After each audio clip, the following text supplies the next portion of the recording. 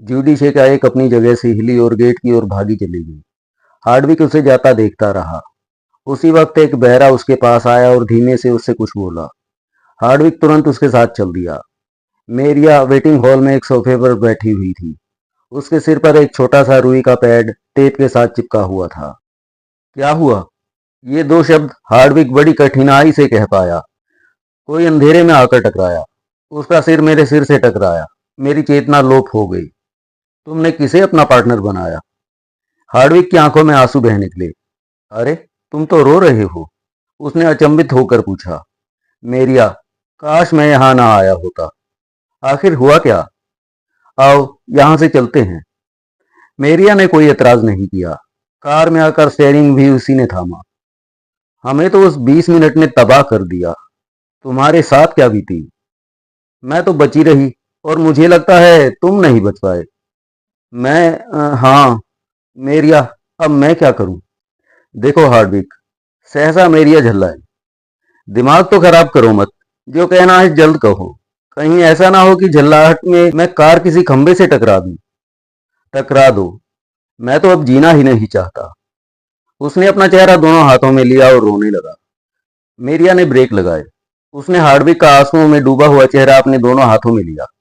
उसने उसके कांपते होठों पर अपने होठ रख दिए और फिर उसका चेहरा अपनी गोद में ले लिया। हार्डविक, मेरी समझ में नहीं आ रहा कि तुम्हारे रोने का क्या कारण है, वो बोली। हार्डविक ने सारा कारण उसके सामने बयान कर दिया। मेरिया उसकी बात सुनकर चौंक पड़ी। यानी तुमने सोलिटोरा के साथ सहवास? माय गॉड, ये मैं क्या सुन रही हूँ? उसने सोचा, अगर वो इसी प्रकार की बातें हार्डविक के सामने करती रही तो या तो वो पागल हो जाएगा या फिर आत्महत्या कर लेगा। इसीलिए वो बात को संभालती हुई बोली, हार्डविक, माय डार्लिंग, देखा जाए तो इसमें तुम्हारी गलती ही क्या है? तुमने जानबूझकर रोशनी में तो कुछ नहीं किया। भूल चूक में अगर तुमने अपनी लड़की के साथ वो सब किया तो तुमने कोई गलत काम नहीं किया। फिर उस पार्टी में अंधेरे में बिखर जाने का मतलब ही वही था। अगर मैं किसी और की बाहों में चली जाती तो क्या तुम बर्दाश्त कर लेते? अब शराफत इसी में है कि तुम दोनों इस मामले में चुप्पी लगा जाओ। किसी से जिक्र मत करो और रोना पीटना बंद करो। अगर इस घटना का जरा सा भी प्रचार हो गया तो तुम कहीं मुंह दिखाने के काबिल नहीं रहोगे। क्या तुमने मुझे माफ कर दिया? उसने पूछा। तुमने माफी मांगने वाला कोई काम ही नहीं किया। फिर सारी बातें तुमने मुझे साफ साफ बता दी। इसीलिए मैं तुम्हारी सारी गलतियां माफ कर चुकी हूँ। आज तुम अपने घर मत जाओ और मेरे साथ चलो। मैं सोलिटोरा को फोन पर समझा दूंगी कि इस मामले में अपनी जुबान बंद रखे। जो होना होता है होकर ही रहता है। मगर मुझे झूठ से घृणा है और सच्चाई से प्यार है, वो बोली। हार्डविक अपना सिर उसकी गोद में रखे रहा। मेरिया ने कार आगे बढ़ा दी। अगला दृश्य। तुम्हारे थोबड़े को क्या हुआ? ज्यूडिश ने मैक पोलन को घूरते हुए पूछा। मेरा सिर अंधेरे में किसी से टकरा गया था। ये देखो, कितना बड़ा घूमड़ निकल आया है। मेरे तो होश ही गुम हो गए थे, वो बोला। मरे फिर भी नहीं, ज्यूडिश क्रोध में बोली। Shut up. मैं कहती हूं यहां से चले जाओ। ईश्वर के लिए, मैं तुमसे कोई बात नहीं करना चाहती। प्लीज, चले जाओ। जाओ। वो रो पड़ी। मैकपोलन ने सिर में उभरे घूंघट पर हाथ फिराते हुए उसे घूरा और कमरे से बाहर चला गया। जूडिश का आज के व्यवहार उसकी समझ में नहीं आ रहा था। जूडिश का दिल डूबा जा रहा था और आंसू थमने में ही नहीं आ रहे थे। वो बाथरूम में पहुंची। उसने मुंह धोया और तौलिए से मुंह पहुंच रही थी कि उसके कानों में फोन की आवाज आई। वो फोन के पास पहुंची। मैं मेरिया हूं, दूसरी ओर से कहा गया। अच्छा, कहो, क्या बात है? जूडिश बोली। आज रात तुम्हारे पापा मेरे घर रहेंगे। उनकी तबीयत ठीक नहीं है। जूडिश चुप रही। और देखो, ग्रीन वैली में जो हुआ उसे भूल जाओ, मेरिया ने कहा। क्या तुम भी वहां गई थी? मैं वहां गई थी, मगर अंधेरे में मैं किसी से टकरा गई। मेरा माथा फट गया। जूडिश समझ गई कि मैक उसी से टकरा गया होगा। मेरिया ने इस घटना की सारी ऊंच नीच समझाकर फोन रख दिया। जूडिश ने जैसे ही फोन रखा दोबारा फिर से घंटी बजी थी। जूडिश ने फोन उठाया। वो फोन मैसनर का था। अगला दृश्य। पिछली रात जूडिश सो न सकी थी। रह रहकर उसे ग्रीन वैली के उस अंधेरे क्षणों की याद आती रही। जेम्स की अलमारी की डुप्लीकेट चाबी उसे मिल गई थी, जो मैसनर ने उसे सुबह पहुंचाई थी। पिछली रात में मैसनर ने उसे सारा प्लान समझा दिया था। उसने मैसनर को यह बोल दिया था कि हार्डविक आज घर नहीं आएगा। वो 11 बजे बैंक पहुंची। उसे हार्डविक दिखाई नहीं दिया, ना उसने देखने की कोशिश की। वो बैंक जानबूझकर 1 घंटे लेट आई थी। फिर सारे काम झटपट हुए थे। शेल्टन बैंक पहुंचा। उसने एक अलमारी 3 माह के लिए किराए पर ली। उसका 3 महीने का किराया पेशगी अदा किया और अपनी अलमारी में 2 पैकेट रखकर चला गया। ये बात जुडिश अच्छी तरह जानती थी कि उन पैकेटों में रद्दी कागजों के अलावा और कुछ नहीं है। जुडिश वार्ड में मौजूद थी। ये सब काम उसी समय हुए थे। इस क्षण वो जेम्स की अलमारी के सामने खड़ी थी और उसका दिल जोरों से धड़क रहा था। माथे पर आया पसीना पहुंचा और अंडरवियर में छिपी हुई दोनों चाबियां निकाली। उसने एक एक कर दोनों चाबियां लगाकर ताला खोला। फिर कितनी ही देर तक वो कान लगाए सीढ़ियों की ओर से आने वाली किसी भी प्रकार की आहट को सुनने का प्रयत्न करती रही। उसे कुछ सुनाई नहीं दिया। दरअसल किसी भी क्षण कोई व्यापारी उसकी टेबल के पास पहुंच सकता था और उसे टेबल पर ना देखकर वो गार्डों को सूचित कर सकता था। वो दौड़कर अलमारियों की कतार के सिरे पर पहुंची। उसने गर्दन निकालकर अपनी टेबल की ओर देखा। टेबल पर कोई नहीं था। सिर्फ गार्डों की चहलकदमी की आवाजें आ रही थी। वो वापस जेम्स की सेफ के पास लौटी। उसने दरवाजा खोला। नोटों की गड्डियों से भरी अलमारी को देखकर उसका दिल उछलकर हलक में आने को लगा।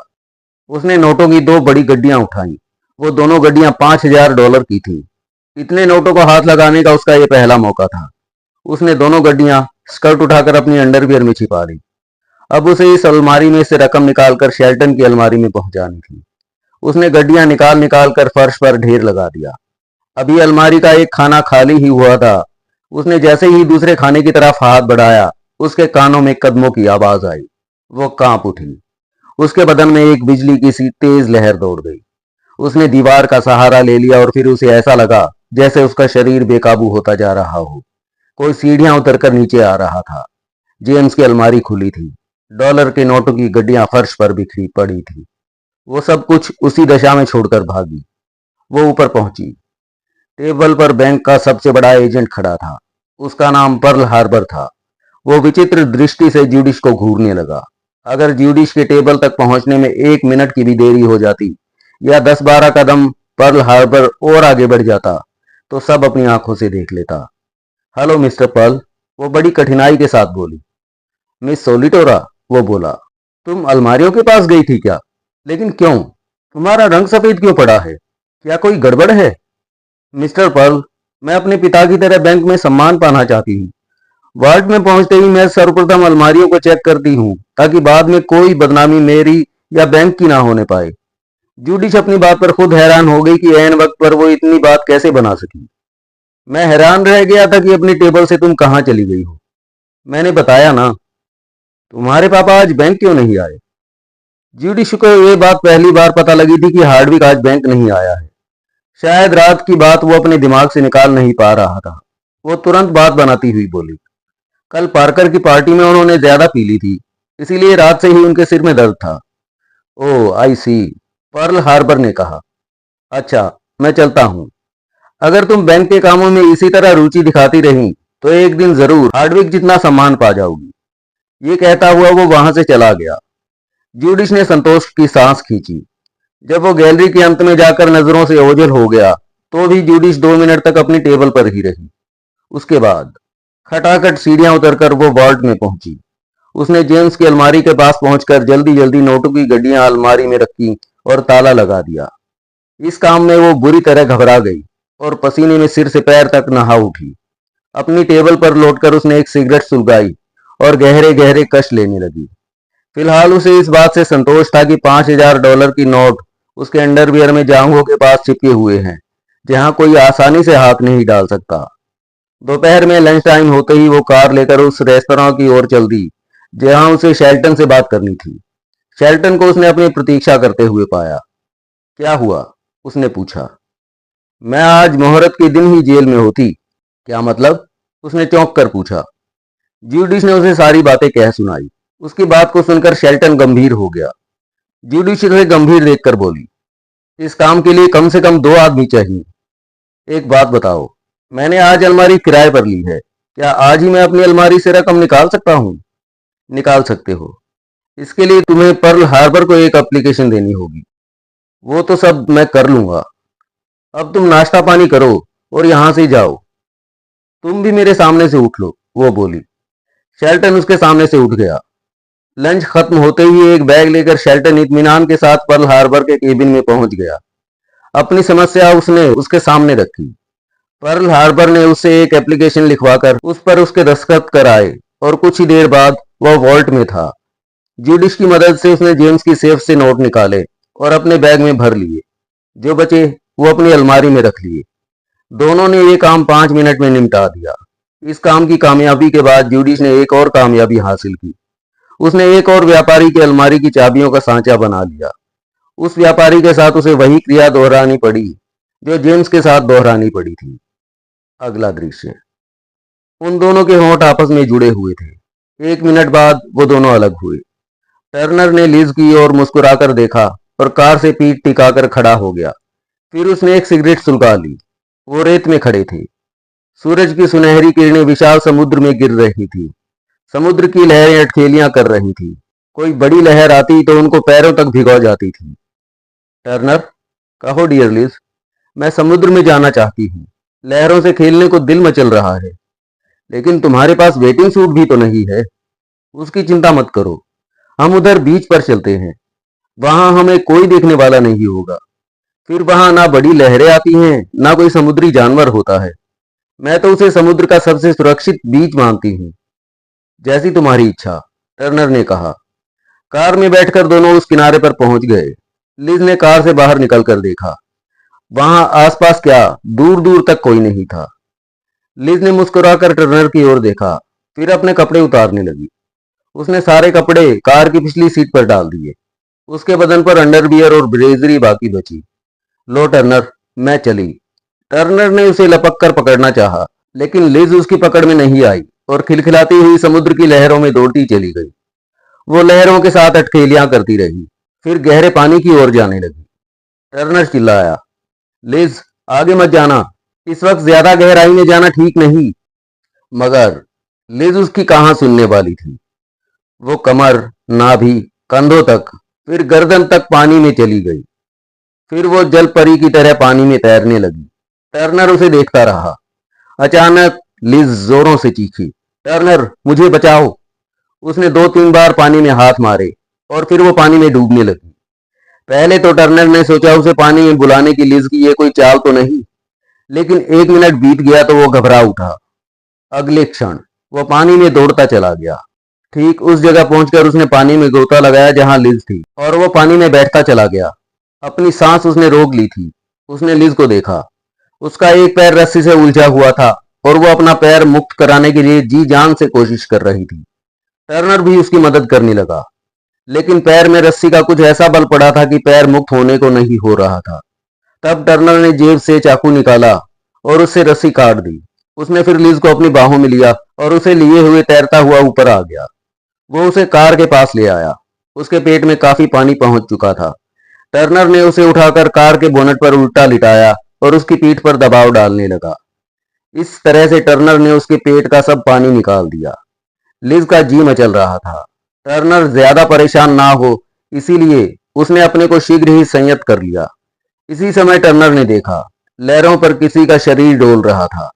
कौन हो सकता है? उसने अपने आप से प्रश्न किया। लिज, उसने पूछा, तुम ठीक तो हो? डोंट वरी, मैं ठीक हूं।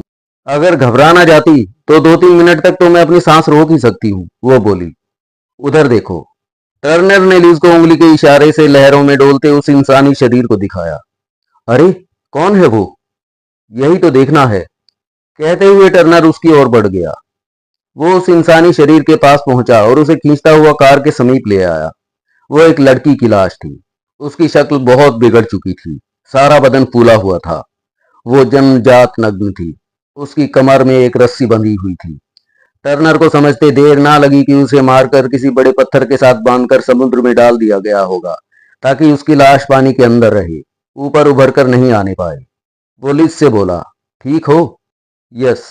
फटाफट कपड़े पहने और पास के बार से एल्विस को फोन करो। उसे सारी बातें बता देना। उससे कहना कि डॉक्टर को लेकर आए। अब तक लिज का बदन सूख चुका था। सिर्फ ब्रेजरी और अंडरवियर गीला था। लिज ने उन्हीं पर अपने शेष कपड़े पहन लिए। टर्नर लाश के पास खड़ा रहा। एल्विस मार्कर को फोन करने के लिए लिज बार की ओर बढ़ गई। फोन करके लिज लौट आई और वो दोनों उसका इंतजार करने लगे। टर्नर की सिगरेटें भीग चुकी थीं, इसलिए उसे बड़ी उलझन हो रही थी। पिकनिक का सारा मजा किरकिरा हो चुका था। अगला दृश्य। आधे घंटे में ही एल्विस मार्कर और हैमर पूरे दलबल के साथ बीच पर पहुंच गया। टर्नर ने सबसे पहले उससे सिगरेट लेकर सुलगाई और फिर उसके सामने सारा किस्सा बयान करने लगा। फोटोग्राफर वगैरह सब अपने काम में लग गए। जब वो अपना काम निपटा चुके तो डॉक्टर डॉन लड़की की लाश पर झुका। 10 मिनट बाद उसने अपनी सरसरी रिपोर्ट दी। Mister Elvis Presley. मार्कर कहो डॉक्टर। एल्विस गुर्राया। Sorry, I mean Mister Marker. लगता है हत्या गला घोंटकर की गई है। लड़की को मरे 2 हफ्ते हो चुके हैं। लाश गल चुकी है। बहुत से हिस्से फूलकर सड़ने लगे हैं। उसके बचे कुचे चेहरे पर कुछ निशान बाकी हैं, जो इस बात का संकेत करते हैं कि उसकी हत्यारे से काफी हाथापाई हुई थी। पूरे विस्तार से जानकारी तो पोस्टमार्टम के बाद ही मिल पाएगी। क्या ये बलात्कार का शिकार हुई? जी नहीं। लड़की की उम्र क्या रही होगी? यही कोई 15-16 साल। क्या ये मां बनने वाली थी? मिस्टर मार्कर, ये अभी तक कुमारी है। क्या मरने के बाद भी किसी ने बलात्कार नहीं किया? हैमर ने उकताकर कहा। लेकिन उसकी बात पर सबके चेहरों पर हंसी खिंचाई। डॉन झल्लाने का अभिनय करने लगा। एल्विस के कहने पर लाश को स्ट्रेचर पर रखकर एम्बुलेंस में चढ़ाया गया। एम्बुलेंस रवाना कर दी गई। बाकी लोग भी चले गए। सिर्फ एल्विस, हैमर और टर्नर रह गए। टर्नर ने लिज से कह दिया कि वो कार लेकर चली जाए। लिज भी चली गई। तीनों ने सिगरेटें जलाईं। एल्विस ने एक ही बार में ढेर सारा धुआं निकालते हुए कहा, लाश का चेहरा बहुत बिगड़ चुका है। शिनाख्त बड़ी मुश्किल से हो पाएगी। हत्यारा या तो लड़की के कपड़े साथ ले गया या फिर कपड़े कहीं और दफन कर गया है। टर्नर, तुम इस बात को पुलिस स्टेशनों में मालूम करोगे कि पिछले महीने में किसी लड़की के लापता होने की रिपोर्ट लिखवाई गई है क्या? और हैमर, तुम अखबारों, रेडियो और टीवी में आज रात से ही लड़की का हुलिया निकलवा दो। वो कहता रहा, हत्यारा जरूर यहाँ कार से आया होगा। वो ये भी नहीं चाहता होगा कि लड़की की शिनाख्त हो पाए, क्योंकि हत्यारा जानता होगा कि अगर लड़की की शिनाख्त हो गई तो वो फंस जाएगा। इससे जाहिर होता है कि लड़की और हत्यारा दोनों एक दूसरे को जानते थे। हैमर, तुम हर संभव यही प्रयत्न करो कि इसके हुलिये का हर जगह खूब प्रचार हो जाए। यही उसका शिनाख्त का एक साधन है। मेरे विचार से तुम दोनों इस काम पर लग जाओ। मैं चीफ को जाकर रिपोर्ट देता हूँ। दोनों ने स्वीकृति सूचक सिर हिला दिया। एल्विस मारकर सीधा चीफ एड्रिक के पास पहुंचा। उसने एड्रिक को सारी बातें बताई। एड्रिक ने कहा, तुम एक रिपोर्ट टाइप कराओ। यस सर, एल्विस ने कहा। वो टाइपिस्ट के पास पहुंचा और रिपोर्ट तैयार कराने लगा। 10 मिनट में उसने टाइप की हुई रिपोर्ट तैयार करके रख दी। 2 घंटे के बाद डॉन ने पोस्टमार्टम की रिपोर्ट तैयार करके भिजवा दी। उसमें वही सब बातें अंकित थीं जो डॉन उन्हें पहले बता चुका था। सिर्फ 2 बातों की बढ़ोतरी की। एक तो ये कि लड़की की नाक टूटी हुई थी, जैसे किसी ने नाक पर मुक्का जमाया हो, और दूसरी बात ये कि वो किसी अच्छे घर की खाती पीती लड़की थी। एड्रिक ने कहा, एल्विस, तुम पूरे एरिया को छान मारो। इस बीच पर हाईवे से एक कच्चा रास्ता भी जाता है, उस रास्ते को भी चेक करो। Okay chief. एल्विस वहां से चल दिया। एल्विस हाईवे पर पहुंचा। उसने शीघ्र वो स्थान तलाश कर लिया जहां लड़की की हत्या की गई थी। हत्या हाईवे और उस कच्चे रास्ते के नाके पर की गई थी। उसे झाड़ियों के पास नजर का एक चश्मा मिला, जिसका एक लेंस टूटा हुआ था, और झाड़ियों में 2 सैंडल भी मिली। उसने वहां फिंगरप्रिंट एक्सपर्ट को बुलवाया और उसे उसका काम समझाकर वापस एड्रिक के पास पहुंचा। उसने वो सैंडल और चश्मा चीफ के सामने ले जाकर रख दिया। एड्रिक ने रिपोर्ट में उन दोनों चीजों को ऐड किया और बोला, वहां जाने से कुछ तो फायदा हुआ। यस सर, और फिंगरप्रिंट एक्सपर्ट भी कुछ जानकारी लेकर तो आएगा ही, एल्विस बोला। और चीफ, मैं समझता हूं कि लड़की के हुलिये के प्रचार से हमें काफी मदद मिलेगी। ऑफ कोर्स, एड्रिक ने कहा। अगला दृश्य। शेल्टन घबराया हुआ था। सुबह का ये वक्त बहुत ठंडा था, फिर भी रह रहकर उसे पसीना आ रहा था। उसे समझ नहीं आ रहा था कि ये सब क्या हो गया, क्या हो रहा है। उसे अपने चारों ओर खतरा ही खतरा दिखाई देने लगा। अब क्या होगा, वो बड़बड़ाया। दूसरे क्षण वो फोन के पास पहुंचा। उसने रिसीवर उठाकर एक्सचेंज ऑपरेटर से मैसनर के फोन का नंबर मांगा और उससे संबंध मिल जाने पर वो तेजी से बोला, मैसनर, तुम मेरे होटल में आ सकते हो? क्या बात है? मैसनर ने पूछा। बात बड़ी सनसनीखेज है, वो बोला। तुम यहां क्यों नहीं आ जाती? नहीं, मैं नहीं आ सकता। क्यों? बहस मत करो मैसनर, मैं खुद गाड़ी चला नहीं सकता। चलाऊंगा तो एक्सीडेंट कर डालूंगा, और टैक्सी की मैं प्रतीक्षा नहीं कर सकता। ओह, मैसनर झुंझलाया। ना मालूम तुमने क्या नया खटरा खड़ा कर डाला है।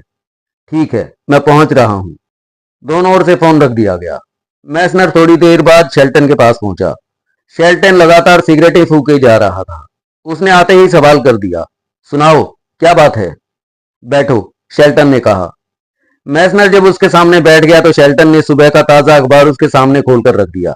मैसनर की नजर जैसे ही अखबार पे पड़ी वो चिहुक उठा। खबर की हेडिंग थी, एक लड़की की गला घोंटकर हत्या। उसकी लाश समुद्र बीच पर एक बड़े पत्थर के साथ बंधी हुई पाई गई। ये ये तुमने क्या कर डाला हरामजादे? मैंने तुमसे कहा था कि इसे किसी सुरक्षित स्थान पर दफनाना, और तुमने उसे समुद्र में पत्थर के साथ बांधकर छोड़ दिया। मैसनर चिल्लाया। मैंने सोचा था कि कोई समुद्री जीव उसे चट कर जाएगा, शेल्टन कंपित स्वर में बोला। तुम्हारी वजह से हमारा मिशन नाकामयाब हुआ जा रहा है। मैं इस काम को खुद करता तो ज्यादा अच्छा होता। अब गुस्सा थूक दो मैसनर, वो बोला, और गंभीरता से इस बारे में सोचो। शेल्टन की बात से मैसनर शांत पड़ गया। तब शेल्टन ने कहा, पुलिस को यह पता नहीं चला है कि लाश किसकी है।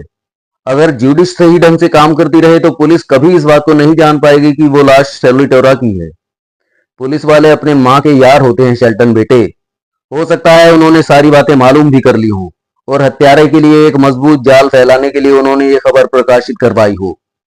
मैं तुम्हारी बात नहीं मान सकता। लाश की शक्ल इतनी बिगड़ चुकी है कि उसे पहचानना मुश्किल है। फिर उसके बदन पर कोई शिनाख्ती निशान आदि भी तो नहीं मिला है। और अब तुम मुझे रुपया दो या मत दो, मैं इस मामले से हाथ खींच रहा हूं। बको मत।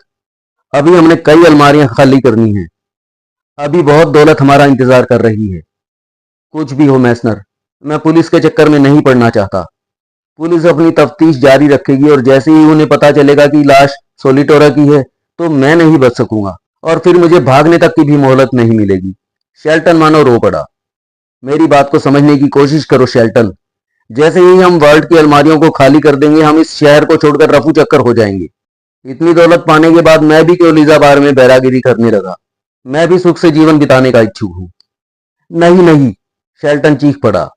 मैं अब किसी लालच का मोहताज नहीं होना चाहता। मैं दोपहर होने से पहले ही यहां से खिसक रहा हूं। मैसनर ने रिवॉल्वर निकालकर उस पर तान दिया।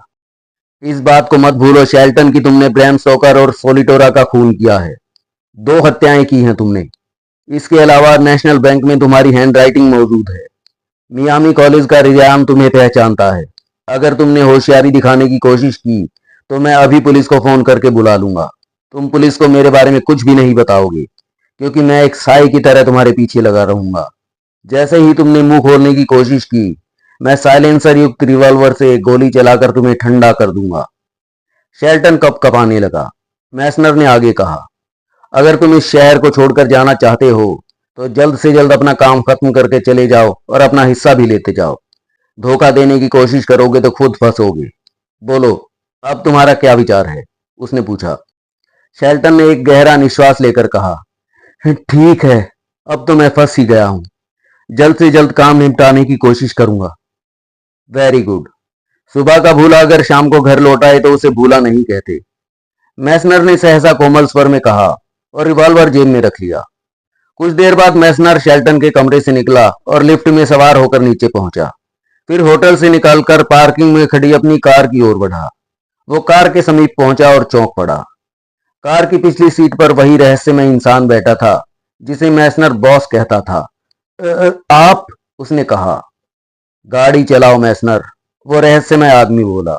मैसनर ने अगला दरवाजा खोला और ड्राइविंग सीट पर बैठकर उसने इंजन स्टार्ट कर दिया। कार पार्किंग से निकलकर सड़क पर जाकर दौड़ने लगी। एक विचित्र सी उत्तेजना से उसका हृदय धड़क रहा था। अगला दृश्य। शेल्टन ने भी कच्ची गोलियां नहीं खेली थी। ये बात और थी कि वो हालात से समझौता करके हत्याएं कर चुका था, और अब चाहकर भी मैसनर से मुकाबला नहीं कर सकता था, क्योंकि वक्त ने उसे मैसनर के हाथों की कठपुतली बना दिया था। वैसे वो मैसनर को काफी समय से जानता था। मैसनर इतना खतरनाक नहीं हो सकता था। कभी कभी वो सोचा करता था कि मैसनर भी किसी के हाथों का खिलौना बना हुआ है, मगर असलियत से वो वाकिफ नहीं था। मैसनर के जाते ही उसने एक ट्रेवलिंग एजेंसी में फोन मिलाया और अपना नकली परिचय देकर बोला, मैं कल सुबह की पहली फ्लाइट से शिकागो जाना चाहता हूँ। मेरे लिए आप सीट बुक कर दें, और अपने किसी आदमी के हाथों रसीद भेजकर पैसा मंगा लें। इस काम से फारिग होकर उसने ऐसा महसूस किया जैसे उसके सिर से एक भारी बोझ उतर गया हो। अगला दृश्य। पार्कर की ग्रीन वैली क्लब में पार्टी वाली रात में 20 मिनट के अंधेरे में जो ड्रामा स्टेज हुआ, उसके बाद हार्डविक एक बार भी जुडिश के सामने नहीं पड़ा था। वो सारा दिन बैंक में या फिर शाम का अधिकतर समय मेरिया के साथ बिताता था। जुडिश को इस बात से थोड़ा सुकून ही था। इस समय वो कमरे में अकेली बैठी हुई बियर सिप कर रही थी और सामने एस्ट्रे में सिगरेट सुलग रही थी। तभी उसका दिमाग मैसनर की ओर मुड़ गया। अभी तक उसे मैसनर से $25,000 कुल मिले थे, जबकि इतने ही अभी काम हो जाने के बाद और मिलने थे। उन $25,000 के अलावा उसने $65,000 के लगभग अलमारियों से अलग से चुरा लिए थे, जिनका पता शेल्टन या मैसनर दोनों को ही नहीं था। मगर वो इस काम से उगता चुकी थी। कुल मिलाकर उसके पास $90,000 थे। इतनी रकम से वो मैक कोलन के साथ रहकर ठाठ से ऐश कर सकती थी, छोटा मोटा बिजनेस भी कर सकती थी। सहसा उसका मन किया कि उसे शीघ्र ही यहाँ से चले जाना चाहिए। जगह का चुनाव उसने पहले ही कर लिया था कि वो होनोलुलु जाएगी। इसी क्षण उसे मैक की याद सताने लगी।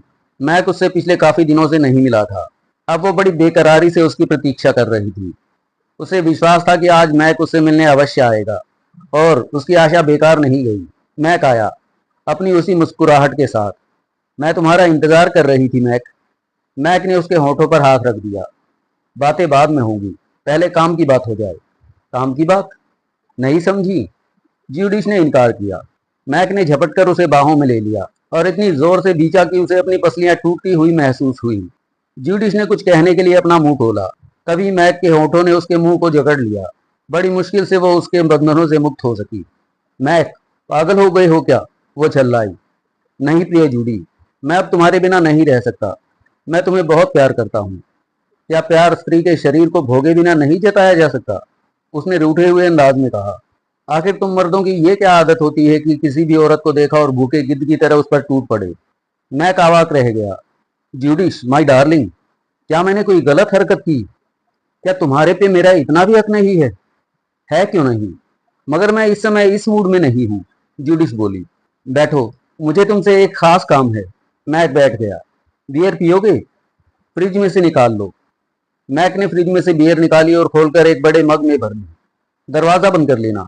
ज्यूडिश एक कुर्सी में धंसती हुई बोली। मैक, इस संसार में मैं तुम्हारे सिवा किसी और पे यकीन नहीं कर सकती। मैं तुम्हें ऐसी राज की बात बताना चाहती हूँ कि अगर वो राज खुल गया तो शायद मुझे सारी उम्र जेल में रहना पड़े। क्या? तुम इतना खतरनाक काम करती फिर रही हो? तुमने मुझे पहले क्यों नहीं बताया? मैक ने उसे घूरते हुए कहा। मुझे गलत मत समझना मैक, मैंने जो भी किया अपने और तुम्हारे लिए किया। वो बोली। बचपन से जवानी तक मैंने तंगी और गरीबी में गुजारी है, मगर मैं जवानी से बुढ़ापे तक उसी तरह नहीं जीना चाहती थी। मैं तुम्हारे साथ सुख से जीना चाहती थी। मैं तुम्हारे साथ सुख से जीवन बिताने की इच्छुक हूँ, और उसी सुख की लालसा ने मुझसे कुछ गलत काम भी करवा दिए। मैक कोलन ने बियर पीनी शुरू की। कहती रहो ज्यूडिश, मेरे कान सुनने को ललायत हो रहे हैं, उसने कहा। ज्यूडिश ने उसे शुरू से लेकर आखिर तक की सारी घटना सिलसिलेवार सुना डाली। मैक सारी बातों को ध्यानपूर्वक सुनता रहा। ज्यूडिश ने जब सारी बात खत्म की तो उसने एक गहरे निश्वास से कहा। तुमने मुझे गलत समझा जूडी। मैं इतना कमीना तो नहीं हो गया था कि रुपया पैसा कमाकर तुम्हारी इच्छाओं की पूर्ति नहीं कर पाता। तुम नहीं जानती कि कितना खतरनाक खेल खेला है तुमने। खैर, जो होना था हो गया। अब तुम्हारा यहाँ ठहरना खतरे से खाली नहीं है। हमें जल्द ये शहर छोड़कर चले जाना चाहिए। मैं भी यही चाहती हूँ, वो बोली। तुम 2 टिकट होनोलुलु के लिए बुक करा लो। मैक ने गर्दन हिला दी। ज्यूडिश ने पर्स में से $10,000 के नोट उसे दे दिए। तुम्हें ये काम करना है, मैं जानता हूँ, कहकर मैक ने नोट अपनी जेब में रख ली। अगला दृश्य। मैसनर ने सैकड़ों हजारों फिल्मों में देखा था कि काम लेने वाले काम तमाम करने से भी बाज नहीं आते हैं, और वो बॉस के चक्कर में पड़कर अपनी जिंदगी से हाथ धोना नहीं चाहता था, क्योंकि उसे अपने जीवन से प्यार था। यही वजह थी कि जब बॉस उससे सारी रिपोर्ट लेकर एक चौराहे पर उसकी कार से उतर गया तो उसने सोच लिया कि अब खेल खत्म होने में कुछ ही वक्त शेष रह गया है। फ्लैट पर पहुंचकर उसने एयरपोर्ट फोन मिलाया और अपने लिए कैलिफोर्निया जाने वाले प्लेन में सीट बुक करा ली। इस तरह से सबने उस जगह को छोड़ने का फैसला कर लिया था, क्योंकि कोई भी मरना नहीं चाहता था। मैसनर आखिर लीला टॉमस का हत्यारा तो था ही। उसने विस्की में जहरीले कैप्सूल मिलाकर उसे मौत की नींद सुला दिया था। अगला दृश्य। मर्डर केस की तहकीकात जोर शोरों से चल रही थी। एल्विस मार्कर जिस फिंगरप्रिंट एक्सपर्ट को हाईवे के नाके पर छोड़ गया था, उसने एक जोड़ी जूतों के सोल के प्रिंट लाकर सामने रख दिए थे। वो 10 नंबर के जूतों के सोल के प्रिंट थे। ये प्रिंट उसने रेतीली जमीन पर से उठाए थे। उसने अपनी रिपोर्ट में लिखा था कि जिस आदमी ने वो जूते पहने हुए थे वो वजन में 175 और 200 पाउंड के बीच का था और उसकी लंबाई 6 फीट से कम नहीं होनी चाहिए। एड्रिक ने प्रिंट उठाकर ध्यानपूर्वक देखे। अचानक वो चौंक पड़ा। सोल के प्रिंट के बीच में एक एरो बना हुआ था। उसने कहा, एल्विस, इस एरो को देखो। एल्विस ने देखा और खुश हो गया। उसने अपना एक जूता उतारा और एड्रिक को दिखाया। उसके सोल पर भी एरो बना हुआ था। चीफ, उसने अपना जूता पहनते हुए कहा, इस एरो की एक खास पहचान है कि ये एरो शू कंपनी का बना हुआ है और इसकी एक ब्रांच यहाँ और एक मायामी में है। वेरी गुड, एड्रिक ने कहा। अब 3 मुद्दे हमारे सामने हैं। एक, जूतों के ये प्रिंट, दूसरे चश्मा और तीसरी लड़की की सैंडल, जिनके बारे में ये पक्का हो चुका है कि वो लड़की की ही थी। प्रिंट हत्यारे के जूतों के हैं और चश्मे के बारे में अभी हम संदिग्ध हैं, लेकिन इन तीनों मुद्दों के जरिए हम हत्यारे तक पहुंच सकते हैं। उसी समय वहां हैमर और टर्नर प्रविष्ट हुए। एड्रिक ने उन्हें बैठने का इशारा किया। वो दोनों बैठ गए। क्या रिपोर्ट है? उसने पूछा। मेरी रिपोर्ट दिलचस्प है, पहले हैमर बोला। चलो पहले तुम अपनी रिपोर्ट दो, एड्रिक ने मुस्कुराते हुए कहा। चश्मों की दुकानों से हमें 11 लड़कियों के बारे में पता लग चुका है जो इस तरह का चश्मा लगाती हैं। तो इसमें दिलचस्प क्या है? एड्रिक ने पूछा। यही तो बताना चाह रहा हूँ चीफ, हैमर बोला। उन 11 लड़कियों में से एक लड़की लीला थॉमस की या उसके पति हार्डविक की भी है। यानी उस लड़की का नाम सोलिटोरा है। दुकानदार के रजिस्टर में यही लिखा है। उसकी इस बात ने सभी को चमत्कृत कर दिया। लेकिन सोलिटोरा तो चश्मा नहीं लगाती। मैंने तो कभी उसे चश्मा लगाए नहीं देखा, एड्रिक बोला। चीफ, मैंने उसे कितनी ही बार कार चलाते हुए देखा है, पर वो कभी भी नजर का चश्मा लगाए हुए नहीं थी, एल्विस ने विश्वासपूर्वक कहा। अगर सोलिटोरा चश्मा नहीं लगाती, एड्रिक बड़बड़ाया, तो उन 11 लड़कियों की लिस्ट में उसका नाम क्यों है? चीफ, मुझे तो कुछ शक सा होता जा रहा है, एल्विस बोला। शक कैसा? यही कि जिस सोलिटोरा का नाम लिस्ट में है वो हार्डविक या लीला थॉमस की ही लड़की हो। इसका पता भी लग जाएगा, एड्रिक ने कहा।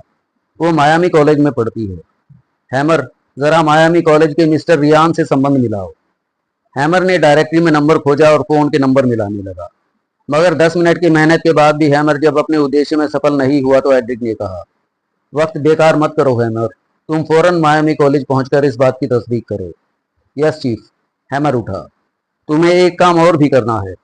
वो काम ये कि जब तुम अपना काम खत्म कर चुको तो मुझे वहीं से फोन अवश्य कर लेना, एल्विस ने कहा। हैमर ने स्वीकृति दे दी। उसके बाहर निकलते ही एक चपरासी अंदर आया और बोला, सर, कोई मिस्टर बार्ले आपसे मिलना चाहते हैं। क्यों? एड्रिक ने पूछा।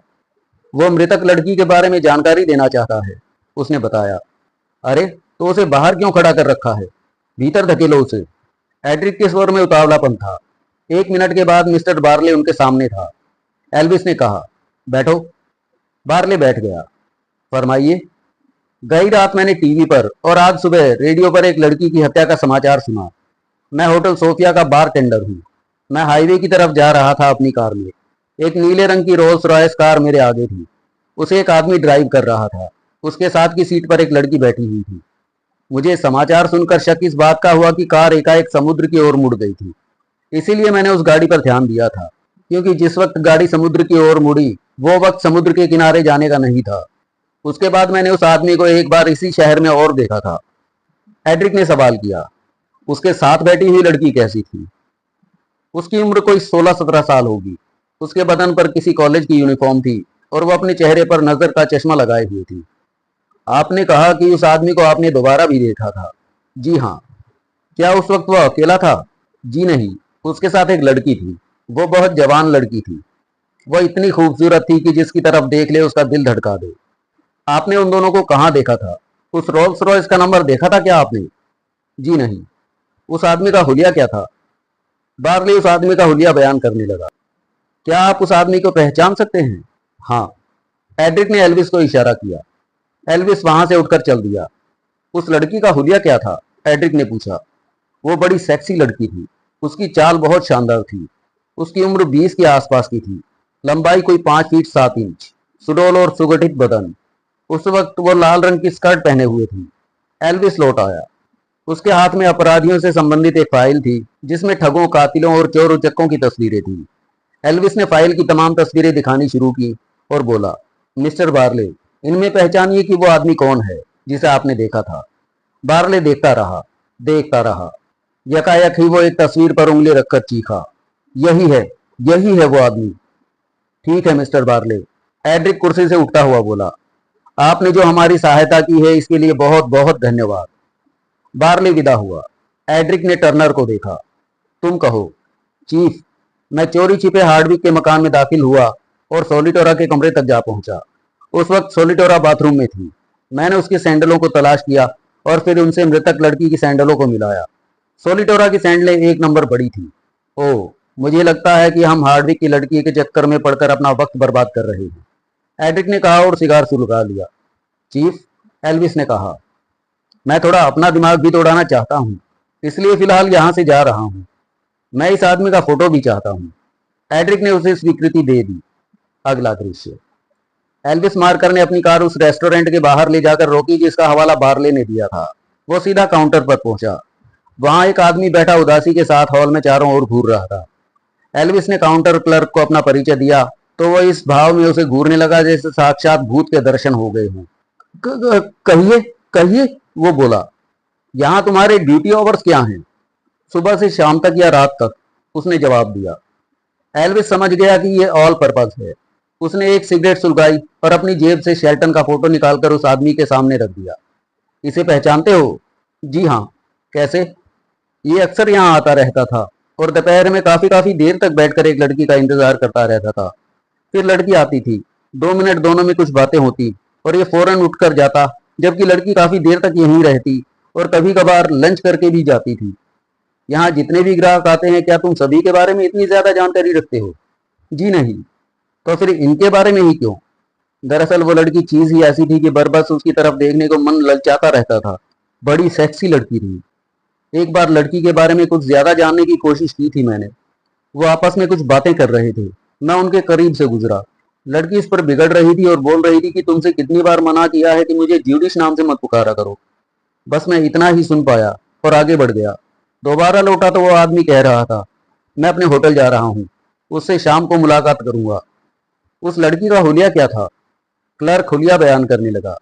ये हुलिया बिल्कुल उस हुलिये से 100% मेल खाता था जो बार्ले ने उन्हें बताया था। क्या नाम बताया था तुमने उस लड़की का? ज्यूडिश। एल्विस ने डायरी में उसका नाम लिख लिया। सिगरेट में आखिरी कश खींचकर उसे एस्ट्रे में मसला और कहा, एक बात याद रखना, अगर वो दोनों या उन दोनों में से कोई भी यहाँ आए तो तुरंत हमें फोन कर देना। उसने क्लर्क को फोन नंबर लिख दिया। इसके बाद उसने वहां 2 हॉट डॉग खाए, कॉफी पी और बाहर आकर अपनी कार में बैठकर चल दिया। अब वो होटलों की खाक छानता रहा था। एक होटल में शेल्टन के बारे में जानकारी मिली। क्लर्क ने फोटो देखकर रजिस्टर खोला और उसे देखता हुआ बोला, यह आदमी आज होटल छोड़कर चला गया है। कहाँ गया है, कुछ मालूम है? जी नहीं, हम होटल वाले सिर्फ अपने बिल से मतलब रखते हैं, उसने कहा। एल्विस वहां से चल दिया। वो सीधा एड्रिक के समक्ष पहुंचा और उसे सारी बातें कह सुनाई। इस वक्त वो अकेला था और टर्नर वहां दिखाई नहीं दे रहा था। ये बात तो साफ हो गई कि उस मासूम लड़की की हत्या करने वाला शेल्टन ही था, न्यूयॉर्क का प्रसिद्ध अपराधी। मगर सवाल यह है कि उसके साथ ज्यूडिश नाम की लड़की कौन थी? एड्रिक ने कहा। उसके चेहरे से थकान जाहिर हो रही थी। अपराधियों का कुछ पता नहीं होता। आज लखपति हैं और कल फक्कड़। हो सकता है उसके पास पैसा खत्म हो गया हो और वह किसी सस्ते होटल में जा टिका हो। हाँ, ये संभव हो सकता है। एल्विस ने अपनी राय प्रकट की। तुम 3 काम करो, चीफ ने कहा। पहले इस फोटो के कम से कम 50 फोटो बनवाओ और फिर सब पुलिस स्टेशनों में बंटवा दो। उसके बाद इस फोटो को टीवी पर रिले करवा दो। Yes chief. भारी थकान के बाद भी एल्विस ने चीफ के सामने फुर्ती और चुस्ती का प्रदर्शन किया। उसकी रवानगी के बाद एड्रिक ने रिपोर्ट में इन बातों को भी अंकित किया। एक जगह नाम लिखा, ज्यूडिश। कुछ सोचकर उसने फोन अपनी ओर खिसकाया और उस पर लीजा बार के नंबर डायल किए। Hello, McCarthy speaking. संबंध मिल जाने पर बार के मैनेजर की आवाज आई। मैकार्थी, मैं एड्रिक हूं। ओह, कहिए साहब, जरा मैसनर से बात कराओ। ये काम तो मुश्किल है। मुश्किल है? लेकिन क्यों? आज सुबह उसने एप्लीकेशन भेजी है 8 दिन की छुट्टी के लिए। वो किसी काम से कैलिफोर्निया जा रहा है। शायद वहां उसके किसी कजन ब्रदर की शादी है। एड्रिक ने रिसीवर रख दिया। अगला दृश्य। फोन की घंटी बजते ही मैसनर ने रिसीवर उठा लिया। मैं मैसनर बोल रहा हूँ। वो रिसीवर कान से लगाकर माउथ पीस में बोला, मैं जानता हूँ, दूसरी ओर से कहा गया। उस आवाज को सुनकर मैसनर उछल पड़ा। बॉस, आप? मैसनर, पुलिस को शेल्टन के बारे में पता लग चुका है। पुलिस उसकी तलाश में है। अगर वो पकड़ा गया तो सारा चिट्ठा खोल देगा। अब तो एक ही रास्ता है कि शेल्टन के पुलिस द्वारा पकड़े जाने से पहले उसे खामोश कर दिया जाए। मैसनर के कानों में साएं साएं होने लगी। मैं ये काम तुम्हें सौंपता हूँ। मेरी शेल्टन से कोई दुश्मनी नहीं है। मैं चाहता हूँ सांप भी मर जाए और लाठी भी ना टूटे। बॉस, कहो। मैंने शेल्टन को फोन किया था। उसके होटल वालों ने बताया कि वो आज सुबह कमरा खाली करके होटल से जा चुका है। परवाह मत करो, वो यहाँ से बाहर नहीं गया है, जा भी नहीं सकता, क्योंकि तलाश हो रही है। तो बॉस, मुझे मालूम है इस वक्त वो कहाँ है। बॉस ने कहा, वो हाईवे रोड पे 47 नंबर का कॉटेज किराए पे लेके रह रहा है। वो वहाँ डॉक्टर फ्रेजियर के नाम से ठहरा है। तुम उससे जाकर मिलो। लेकिन बॉस, मेरा फ्लैट से निकलना खतरनाक है। डोंट वरी, तुम चिंता मत करो। उसने कहा, मैं तुम्हारी पीठ पर हूँ। मेरी निगाहों से बचकर ही कोई तुम तक पहुंच सकता है। Thank you boss. दूसरी ओर से फोन रख दिया गया। मैसनर ने भी फोन रख दिया। उसने ब्रांडी की बोतल निकाली, आधा गिलास ब्रांडी से भरा और एक ही सांस में पूरा खत्म कर गया। उसका बॉस जानबूझकर उसे फंसाना चाहता है, और वो फंसना नहीं चाहता था। वो महसूस कर रहा था कि जैसे ही वो बाहर निकलेगा पकड़ा जाएगा। वो बाहर नहीं जाएगा, उसने फैसला किया। वो उठकर फोन के पास पहुंचा। रिसीवर उठाकर उसने एक्सचेंज के नंबर डायल किए और बोला, मुझे हाईवे रोड पर कॉटेज नंबर 47 का नंबर चाहिए। 1 मिनट रुकिए, उधर से कहा गया। मैसनर प्रतीक्षा करने लगा। हेलो, नंबर है। एक काम करो, लाइन दे दो। ओके। दूसरे क्षण घंटी की आवाज आई। उधर से रिसीवर उठाया गया। मैसनर बोला, डॉक्टर फ्रेजियर? यस, मैं मैसनर बोल रहा हूँ। फोन के दूसरी तरफ से बोलने वाले डॉक्टर फ्रेजियर उर्फ शेल्टन की शायद सिट्टी पिट्टी गुम हो गई थी। मैसनर ने कहा, शेल्टन, तुम दुनिया के तख्ते पर कहीं भी जाकर छिप जाओ, लेकिन मुझसे बचकर नहीं रह सकते। मैं क्या करूं मैसनर, मेरे पीछे पुलिस पड़ी है। मैं जानता हूं, मैसनर ने कहा, हम सभी खतरे में पड़ गए हैं। मैसनर, अभी तुम्हारे और जुडिश के बारे में किसी को खबर नहीं लगी है, वरना पुलिस कब की तुम तक पहुंच गई होती। मैं सोच रहा हूं, अगर किसी तरकीब से हम शहर से बाहर निकल जाएं, तो फिर पुलिस हमें नहीं पकड़ सकती। मैं मायामी से होता हुआ क्यूबा पहुंच जाना चाहता हूं। इसीलिए भागने से पहले हमें खर्चे के लिए दौलत हासिल कर लेनी चाहिए। बैंक की सारी रकम तो तुम्हारे पास होगी। मैं भी तुम्हारी तरह फक्कड़ ही हूँ। जैसे तुम मेरे आदेश पर काम करते हो, वैसे ही मैं किसी के हाथों का खिलौना बना हुआ हूँ। जैसे ही तुम रकम दे जाते थे, वो ले जाता था। अब दौलत हासिल करने की एक योजना मेरे दिमाग में है। क्या? तुम्हारा तो बैंक में जाना खतरे से खाली नहीं है। अब अलमारियों से माल उड़ाने का काम सिर्फ ज्यूडिश को करना होगा। वो अपने गुप्त कपड़ों में जितनी रकम ला सकती है उसे लानी होगी। वंडरफुल आइडिया, शेल्टन ने खुश होकर कहा। मैं तो कॉटेज से नहीं निकल सकता। पुलिस तुम्हारे बारे में कुछ जानती नहीं है। तुम ज्यूडिश को फोन करो कि वो बैंक के पास वाले रेस्टोरेंट में तुमसे मिले। आधे घंटे बाद उसे तैयार करो कि वो अलमारियों से माल निकाल लाए। इसके बाद वो कोई भी बहाना बनाकर बैंक से खिसक ले, और फिर तुम दोनों कॉटेज पे आ जाना। तब तक मैं निकल भागने की तैयारियां करता हूँ। और जिसके लिए तुम काम करते हो, उसे आग में झोंको साले को। उसने आदेशकर्ता के लिए एक भद्दी सी गाली मुंह से निकाली। मैं फोन बंद करता हूँ। मैसनर के कुछ बोलने से पहले ही उसने फोन रख दिया। फोन के डिस्कनेक्ट होते ही उसने बैंक के नंबर मिलाने शुरू किए, क्योंकि उसे ज्यूडिश से बात करनी थी। अगला दृश्य। हेलो मिस्टर एल्विस, मैं इंटरनेशनल ट्रेवलिंग एजेंसी का मैनेजर वर्थ बोल रहा हूँ। फरमाइए, एल्विस ने पूछा। मैंने थोड़ी देर पहले टीवी पर एक आदमी की तस्वीर देखी है और उससे संबंधित समाचार को भी सुना है। यह बात सही है कि मैं ना तो उस आदमी को जानता हूं और ना इससे पहले कभी उसे देखा है, लेकिन आज सुबह एरेना होटल से किसी शेल्टन नाम के आदमी का हमें फोन मिला था। उसने हमसे कल की पहली फ्लाइट में शिकागो के लिए एक सीट बुक कराई है। एरेना होटल में जाकर हमारा एक आदमी टिकट और बिल देकर रुपया ले आया था। ये सूचना मैंने इसलिए दी है कि यह आदमी वही शेल्टन है जिसकी आपको तलाश है। Thank you mister worth. वो आदमी वही होगा जिसकी हमें तलाश है। आप हमारे बिहाफ पर एक काम कीजिए। बोलिए मिस्टर एल्विस, उसने पूछा। आप एयरपोर्ट फोन करके उसके टिकट को कैंसिल करा दीजिए। अगर शेल्टन आपके खिलाफ कोई एक्शन लेने की कोशिश करे तो आप हमें खबर दीजिएगा। एल्विस ने फोन का नंबर काट दिया। इसी समय एड्रिक हाथ पहुंचता हुआ भीतर आया और बोला, तुम आ गए हो एल्विस।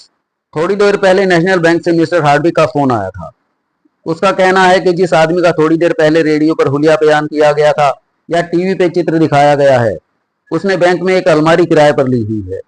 वो रोज बैंक में आता है और वॉल्ट में जाकर अपनी अलमारी से रुपया निकाल ले जाता है या रख जाता है। ये बात गुप्त रहती है। अब मैं भी आपको एक खबर सुनाता हूँ, तुम भी सुनाओ, एड्रिक ने कहा। एल्विस ने वर्थ से मिली सूचना एड्रिक को सुना दी। अब इसमें कोई शक नहीं कि वो दोनों आदमी एक ही हैं। उसने निकल भागने के लिए सीट बुक कराई होगी। एल्विस मार्कर ने उसकी बात का समर्थन किया। अगला दृश्य। ज्यूडिश की आंखों में आंसू आ गए। मुझ पर रहम करो मैसनर, वो बोली। अब ये काम मैं नहीं कर सकती। मैं टूट चुकी हूँ। मुझ में हौसला नहीं रहा है। ओ माय डियर ज्यूडिश, ये हमारा आखिरी काम है। इसके बाद हम आज रात में ही ये शहर छोड़कर जा रहे हैं। हमें यहाँ से निकलने के लिए रुपयों की जरूरत है, वरना तुम्हें ये तकलीफ नहीं उठानी पड़ती।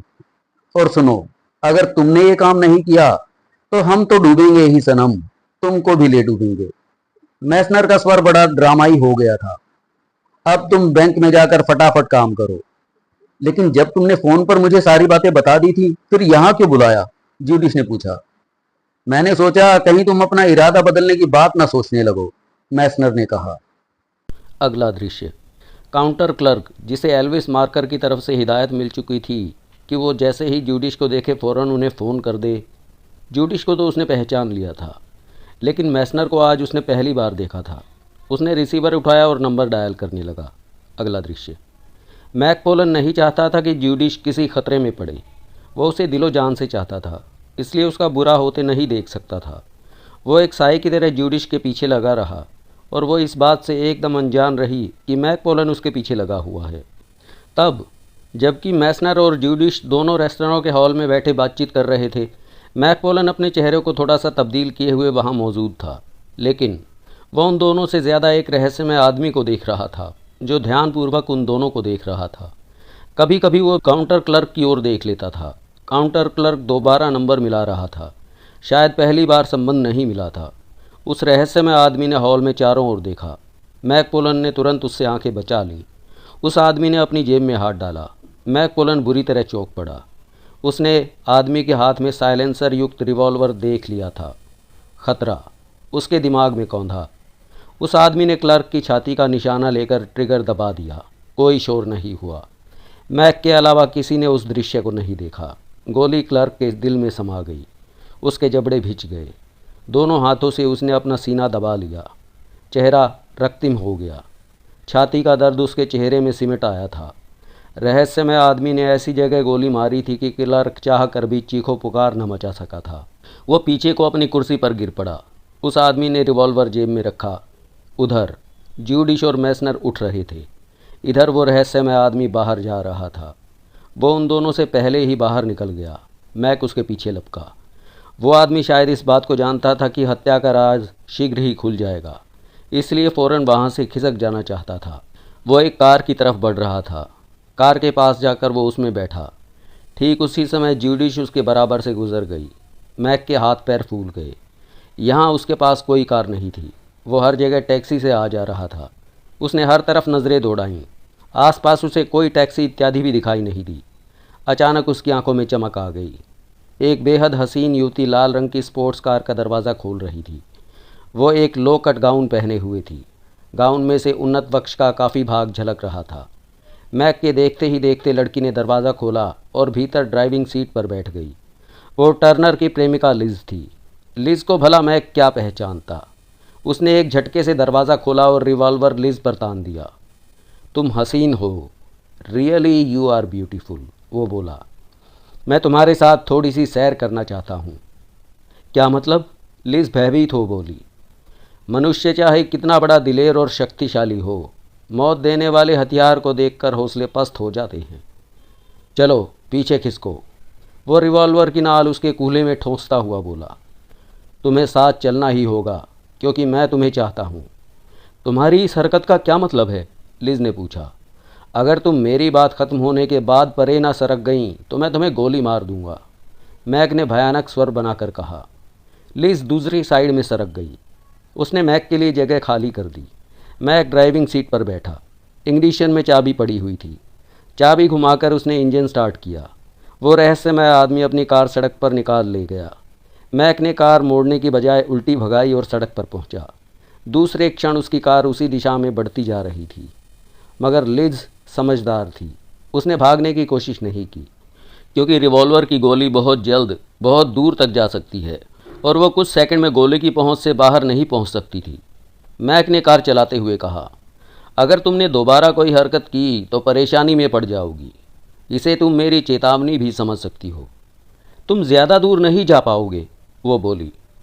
5 मिनट के अंदर अंदर इस जगह की सारी पुलिस टुकड़ी तुम्हारे पीछे पड़ जाएगी और 15 मिनट के भीतर सारे राज्य की पुलिस। डोंट वरी बेबी, शायद तुम खुद नहीं जानती हो कि तुम क्या चीज़ हो। जब तक तुम मेरे साथ हो, मेरा कोई कुछ नहीं बिगाड़ सकता। फिर मैं कोई गुनहगार नहीं हूँ, ना कोई गुनाह करने जा रहा हूँ। सिर्फ एक हत्यारे का पीछा करने की कोशिश कर रहा हूँ। तुम एक तूफ़ानी औरत हो। अगर तुमने कोई हंगामा ना किया तो मैं यकीनन उस हत्यारे तक पहुँचने में कामयाब हो जाऊँगा। वैसे मैं उसे पकड़ने का इच्छुक हूँ। कौन सी कार में है हत्यारा? जो हमारी कार के आगे आगे चल रही है। ओह, उसके मुंह से निकला। उसने किसकी हत्या की है? लिज बार के क्लर्क की। क्यों? ये मैं नहीं जानता। तो फिर तुम क्या जानते हो? मैं तो उस वक्त हॉल में बैठा हुआ था। आगे जाने वाली कार में बैठा आदमी काउंटर के पास पहुंचा। क्लर्क फ़ोन पर किसी के नंबर डायल कर रहा था। अचानक उस आदमी ने उस पर गोली चला दी। वो फ़ोन पर किसी से बात कर पाता उससे पहले ही वो ढेर हो गया। गोली चलने की आवाज़ हॉल में किसी ने नहीं सुनी? उसने सवाल किया। कोई सुनता कैसे? मैक ने जवाब दिया। उसके रिवॉल्वर पर साइलेंसर फिट था। एकाएक लिज को लगा कि उसके बारे में कितने सटीक शब्द इसने इस्तेमाल किए थे। तूफ़ानी औरत। वो अपने आप को वास्तव में ही ऐसा मानती थी। उस दिन समुद्र के बीच पर नहाने गई तो तूफ़ान बरपा हो गया था। एक लड़की की लाश समुद्र में से निकली। आज एक हत्यारे के पीछे एक अनजान और ख़तरनाक आदमी के साथ जा रही थी। जब वो कपड़े उतारकर टर्नर के सामने खड़ी होती तो वह उसको सिर से पांव तक निहारता हुआ उसके उभार को हाथ से छूकर दबाकर और उन पर होंठ फिराकर उसे वाकई तूफ़ानी औरत का खिताब देने लगता था। और जब वो जोश में भरकर एक जोक की तरह उससे चिपटती थी तो उस तूफ़ान से बचना टर्नर के लिए मुश्किल हो जाता था। क्या सोच रही हो? मैक ने कहा। लिज चौंकी, जल्दी से बोली, कुछ नहीं। मैं कोई पेशेवर अपराधी या गलत आदमी नहीं हूँ। मजबूरी थी, इसीलिए तुम्हारी कार की शरण लेनी पड़ी। लिज चुप रही। उसने कोई उत्तर नहीं दिया। मुझे मैक कहते हैं, मैक पोलन। मैक ने खुद अपना परिचय दिया। तुम्हारा परिचय जान सकता हूँ? मैं लिज हूँ, Liz Watson, security police Turner की मंगेतर। गुड, ये तो और भी अच्छा रहा कि टर्नर तुम्हारा मंगेतर है। क्यों ना हम उस कत्ल की खबर टर्नर को दे दें? लिज ने कहा। खबर दे तो दें, लेकिन किस तरह? मैं हत्यारे की गाड़ी को आंखों से ओझल नहीं होने देना चाहता हूँ। तुम एक काम करो, मैंने अभी तक हत्यारे की कार के नंबर नोट नहीं किए हैं। मैं हॉर्न देकर ओवरटेक करता हूँ, तुम उतनी देर में खूब अच्छी तरह से नंबर देख लेना। ओके। लिज ने गर्दन हिलाई। मैक ने एक्सीलेटर पर दबाव दिया। कार हवा से बातें करने लगी। खिड़की से आती हवाओं से लिज के बाल उड़ने लगे। अगली कार सड़क पर आड़ी तिरछी चलने लगी। मैक हॉर्न पर हॉर्न दिए जा रहा था, परंतु अगली कार उसे आगे निकलने के लिए रास्ता ही नहीं दे रही थी। लिज ने नंबर देखकर अपने दिमाग में बिठा लिए। इसी क्षण अगली कार से गोलियां चलने लगीं। धाएं धाएं। एक गोली बगल से गुजर गई और दूसरी गोली विंड स्क्रीन पर बैठी। विंड स्क्रीन खील खील हो गया। उन दोनों ने फौरन सिर झुका लिया, वरना एक आध का भेजा उड़ गया होता। मैक ने स्टीयरिंग पर मजबूती से हाथ बांधे हुए थे। धाएं। फिर से एक गोली चली। गोली के धमाके के साथ कान फाड़ देने वाला एक भयानक धमाका हुआ। स्पोर्ट्स कार का अगला दाहिना टायर धमाके के साथ फट गया। छोटी कार थी। मैक कार को संभाल नहीं पाया। वो एक बार में घुसती चली गई। हत्यारे ने मिरर में उस कार की हालत देखी और अट्टहास करने लगा। दूसरे क्षण उसकी कार वहां से हवा हो चुकी थी। अगला दृश्य। एल्विस ने घंटी की आवाज़ सुनते ही रिसीवर उठा लिया। वो माउथ पीस में बोला, हेलो, मगर दूसरी ओर से कोई जवाब नहीं आया। हेलो हेलो, वो कहता रहा। उसी समय उसके कानों में पुट की हल्की सी आवाज़ टकराई। फिर रिसीवर शायद किसी चीज़ से टकराया और एल्विस के कान में साए साए होने लगी। उसके चेहरे पर विस्मय के चिन्ह दिखाई देने लगे। व्हाट? एड्रिक ने पूछा। एल्विस ने उसे सारी बात बताते हुए कहा, मुझे ऐसा लगा जैसे किसी साइलेंसर युक्त रिवॉल्वर से फ़ोन के बहुत पास से किसी पर गोली चलाई गई हो। और चीख की आवाज़ मुझे सुनने को नहीं मिली, लेकिन मनुष्य के शरीर में कई जगह ऐसी होती हैं जहां गोली लगने के बाद आदमी को चीखने तक का मौका नहीं मिलता और उसके प्राण पखेरु उड़ जाते हैं। एल्विस ने कहा, तुम रिसीवर मत रखो और दूसरे फ़ोन से एक्सचेंज को डायल करके पता लगाने की कोशिश करो। एल्विस ने रिसीवर मेज़ पर रखा और दूसरे फ़ोन की ओर बढ़ा। उसने एक्सचेंज के नंबर डायल किए। संबंध मिल जाने पर उसने इस मामले में मालूमात की। उसने फ़ोन रखा और एड्रिक की तरफ देखा। लिज बार के फ़ोन से संबंध मिला हुआ है, वहाँ जाकर देखो क्या बात है। ओके चीफ, उसने कहा और हेडक्वार्टर से चल दिया। वो कार से सीधा लिज बार पहुँचा। उसके वहाँ पहुँचने से पहले ही हंगामा मौजूद था, अर्थात क्लर्क की हत्या का भेद खुल चुका था। उस इलाके की पुलिस अब तक वहाँ पहुँच चुकी थी। जैसे ही एल्विस वहाँ पहुँचा, बार में सन्नाटा छा गया। तुरंत एक इंस्पेक्टर आगे आया। उसने एल्विस को सैल्यूट किया और आदरपूर्वक बोला, सर, क्या आपके पास इस कत्ल की सूचना थी? तुम मेरी आदत से वाकिफ़ हो इंस्पेक्टर, मैं समय से पूर्व कुछ नहीं बताता। इंस्पेक्टर का मुंह उतर गया। एल्विस काउंटर की ओर बढ़ता चला गया। फ़ोन का रिसीवर अभी तक काउंटर से नीचे झूल रहा था और क्लर्क अपनी ऊंची कुर्सी में फंसा हुआ पड़ा था। उसकी आंखें विस्मय से खुली हुई थी। उसके दोनों हाथ सीने पर ठीक दिल के ऊपर थे और उसका सारा सीना और दोनों हाथ खून से भर चुके थे। कुछ सोचकर उसने अपनी जेब से रुमाल निकाला और उससे रिसीवर उठाकर क्रेडिल पर रख दिया और इंस्पेक्टर से मुखातिब होकर बोला, इंस्पेक्टर, तुम अपने ढंग से काम करो और बाद में पूरी रिपोर्ट बनाकर हमारे विभाग को भेज देना, क्योंकि यह हमसे संबंधित केस है। यस सर, इंस्पेक्टर ने कहा। बार में एक पब्लिक फ़ोन का बूथ बना हुआ था। एल्विस बूथ में घुस गया और उसने दरवाज़ा बंद कर लिया। उसने हेडक्वार्टर के नंबर मिलाए। चीफ एड्रिक फ़ोन पर आया। मेरा विचार सही निकला चीफ, वो बोला। बार के काउंटर क्लर्क की गोली मारकर हत्या कर दी गई है। गोली उसके दिल में लगी है।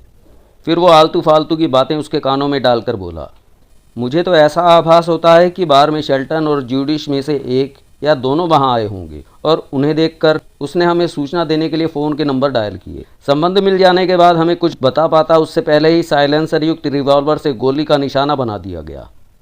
तुम लौट जाओ, इंस्पेक्टर रिपोर्ट भेज देगा। मैं समझाता हूँ, वहाँ से हमें कोई हेल्प मिलने वाली नहीं है, एड्रिक ने कहा और फ़ोन रख दिया। अगला दृश्य। सिक्योरिटी पुलिस के हेडक्वार्टर में एल्विस पहुंचा। उससे पहले ही चीफ एड्रिक वहां से चल दिया। उसने सोचा बैंक में चलकर ज्यूडिश के दर्शन करने चाहिए, लिहाजा वह बैंक की ओर चल दिया। ज्यूडिश अपनी मेज़ पर बैठी हुई सिगरेट फूंक रही थी। सोलिटोरा का कत्ल हो गया था, ये बात उसे रात ही मालूम हुई थी। पहले ये बात उससे छिपाई गई थी। वो सोच रही थी कि अगर हार्डविक को मालूम हो गया तो वो सोचेगा कि उसकी बेटी सोलिटोरा की हत्या में उसका भी हाथ है। उसे शेल्टन से नफरत हो रही थी क्योंकि सोलिटोरा की हत्या उसी ने की थी। उसने अपनी सिगरेट ख़त्म करके एशट्रे में बुझाई और उठकर वाल्ट में पहुंची। एक सेफ की दोनों चाबियां उसके पास मौजूद थीं। वो सेफ के पास पहुंची। दोनों चाबियां लगाकर उसने सेफ खोली। एकाएक उसके दिल की धड़कन बढ़ गई और कंठ सूखने लगा। उसमें $1000 की 10 गड्डियाँ थीं, यानी वो कुल मिलाकर $1,00,000 के नोट थे।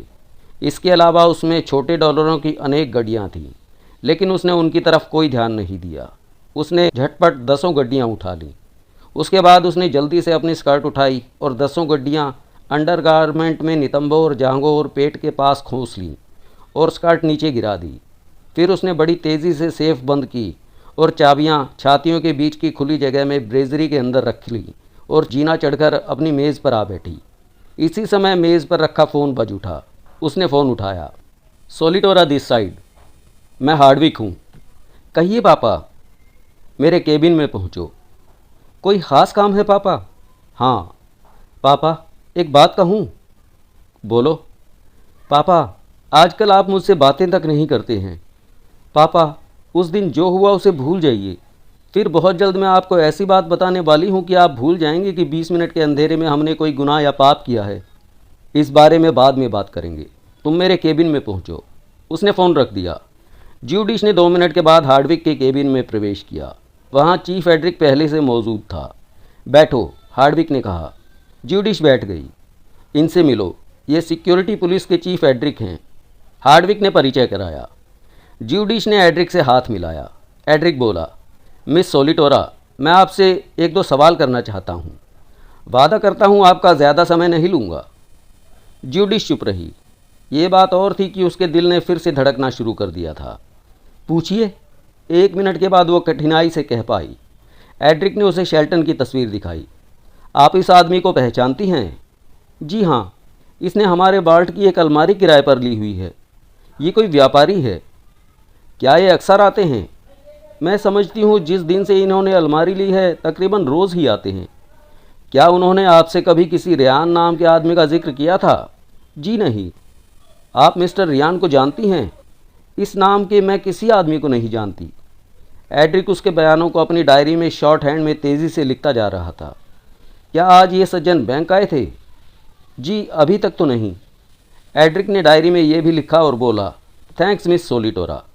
आप एक कष्ट और कीजिए, यहाँ डायरी में अपने हस्ताक्षर कर दीजिए, वो हस्ताक्षर जो आपके असली हों और आप बैंक में करती हों। क्यों? आप डरिए मत, हम सिक्योरिटी पुलिस वालों की फॉर्मेलिटी में एक ये चीज़ भी आती है। ज्यूडिश ने उस पर हस्ताक्षर कर दिए और ये उसकी सबसे भारी गलती थी। किसी ने ठीक ही कहा है कि अपराधी कहीं ना कहीं गलती कर ही जाता है। डायरी जेब में रखते हुए एड्रिक के होठों पर ऐसी मुस्कुराहट आ गई जिसे ना तो ज्यूडिश समझ पाई ना हार्डविक।